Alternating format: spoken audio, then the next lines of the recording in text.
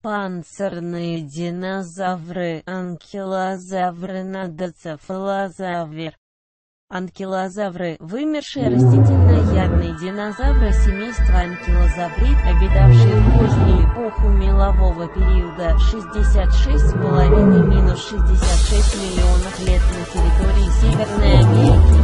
Род является монотипическим, так как включает только один известный науке вид Анкилосорус магнивантрис. Длина его тела составляла от 8 до 9 метров, а вес до 6 тонн. Название Анкилосорус переводится с латинского как «спайный ящер». Анкилозавры получили свое название из-за того, что тело животных было покрыто мощной костной броней, плотно прилегающей к туловищу.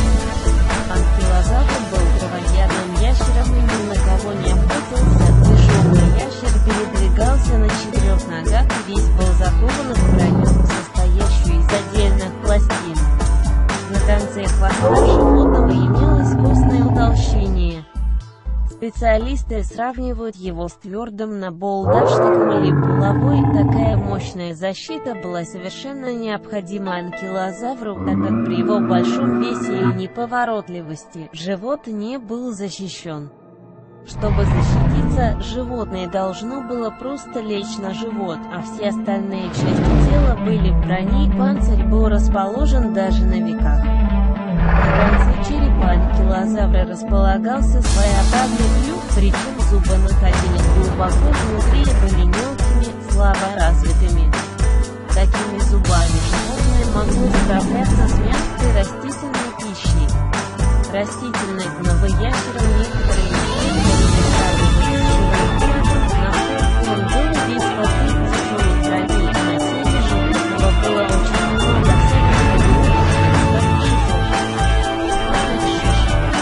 Если бы не мощный хвост, анкилозавр был бы похож на огромную черепаху.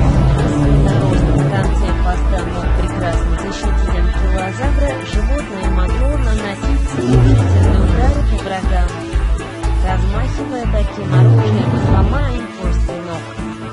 Движения головой производились специальными мышцами, расположенными в основании хвоста, которые обычно служили для перемещения задней конечности на быстрой ходьбе.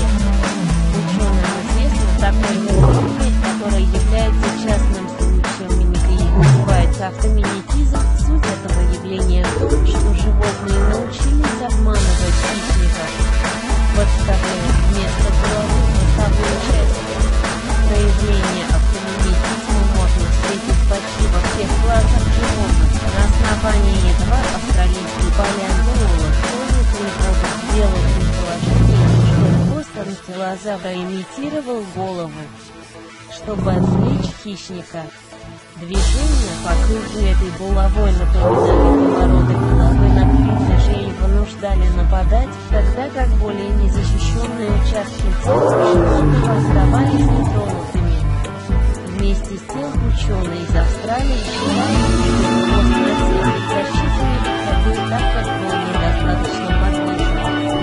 Еще один вид анкилозавра, анкилозавр нодоцефалозавр, название его переводится как ящер с узловатым черепом. Это исследование обитало на территории штата Нью-Мексико, США, 75 миллионов лет назад. Некоторые исследователи выделяют нодоцефалозавра в отдельное подсемейство. Этот ящер крупной многоугольной щетиной в голове, двухсторонне ровно-носовой части. Такое строение головы животного напоминает строение видов из Азии, сайкальния и тарчия.